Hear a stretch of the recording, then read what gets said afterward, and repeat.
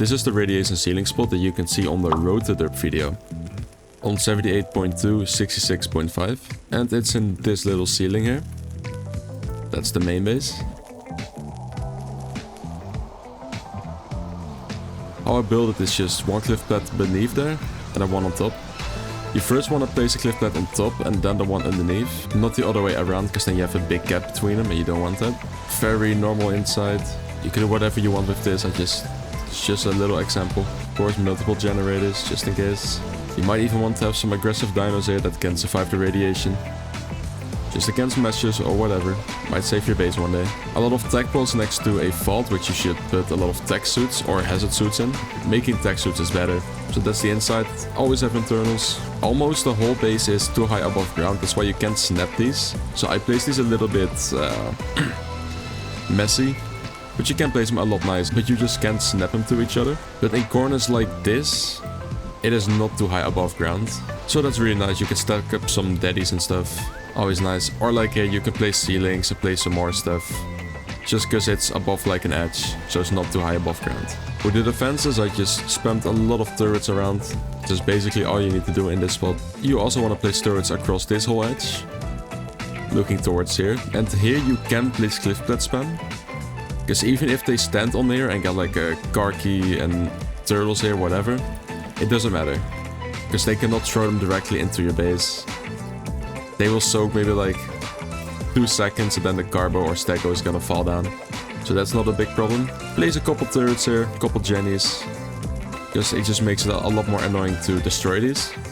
Because to wipe this space spot, you kind of have to push cliff pads. You know, get close to the base and soak from your own cliff pads. So get as much spam and some turrets here to defend the spam. Now the other side is a bit more tricky. So you have the main base here. And you got this side. So you don't want your enemies to be placing cliff pads here. First of all, you can place a cliff pad on top of here, which has a little inside even. And a little crouch entrance. Pretty sure on the Rota video they had a greenhouse here. I'm not 100% sure though. But this is a good place for a Jenny and to place whatever you want. Now you want to put turrets all around here obviously. All around. I place a lot of cliff pads here as well. So you have more space even here. And of course more jennies. You could place them a bit better like in the corners so they have more space. So you don't want to be placing cliff pads right here, right? For obvious reasons. First, it's gonna block your turrets if they come up here. And second, they can land on here and maybe even soak from here. Yeah, they definitely can soak a lot from here. So no cliff pads close to your base. So what you want to do then is triangle foundations.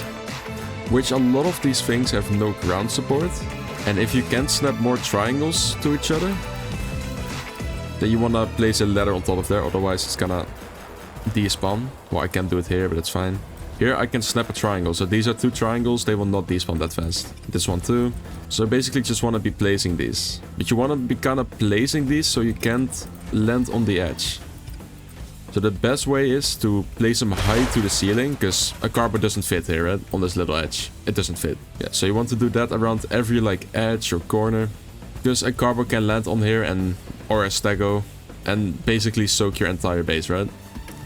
So you want to place them a little bit smart, so it's hard to land on there. Like this, it's really small.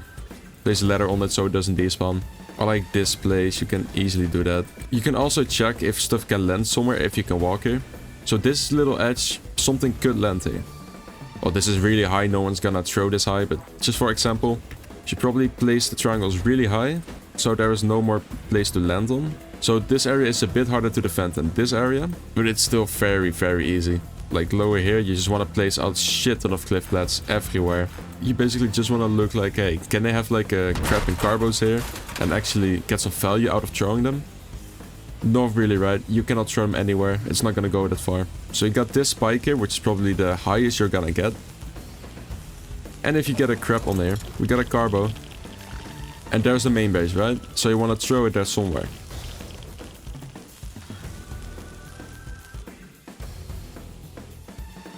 You are not gonna reach it. You will soak a little bit of turrets, so you're not gonna get a lot of value out of throwing a carbo in there. Like, not at all. It's gonna soak a little bit, and then it just falls down. And especially if you didn't place a lot of triangles like here that you can like land on. if you did place a lot of these triangles, he can land on there, like you can see now. That was a perfect throw. And this is bad. This is gonna soak a lot of your turrets on your main base. That's why you don't want to have this. And especially not cliff plats. That's even worse. So you want to be careful with that. Place them close to corners like this. This way a carbo cannot land on here.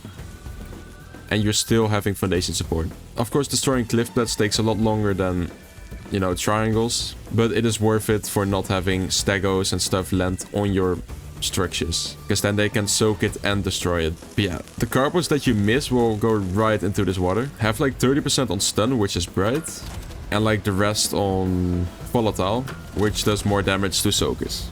Even though they're not gonna be able to soak that much, but just in case, have a lot of the volatiles ones, because they're OP.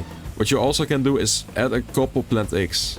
A couple plant eggs is never a bad idea, especially in like places like here, since it's gonna be like hard to see and it might fuck them up. You can have like an aggressive Reaper on these Teslas, because you can land... Oh, thank you, Earthquake.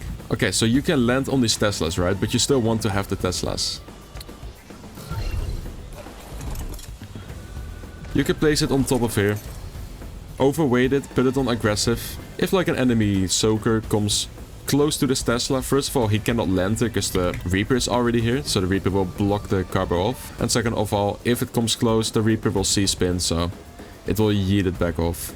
What people could do is get stegos here, throw them towards one turret at a time and rocket them.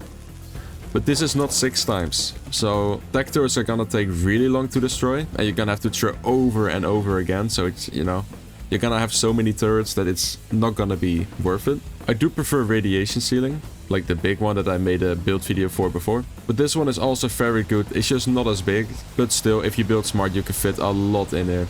More than enough. You can have a force field. I wouldn't have a force field on 24/7. Because if you build in the spot, you're probably a smaller tribe, or maybe you play a little bit less. So you don't want to have force fields on 24/7, right? So if you're in a tech pod, you also don't get hit by radiation, so that's good. And of course, you need a full set of tech suit or a full hazard suit to stop radiation. So this spot, I saw this from the Rotaderp video. I'm pretty sure he merged into a tribe that built here, if I'm not wrong. I guess that tribe found the spot, or maybe it was already known and I just didn't know. No clue. Thanks for watching, see ya.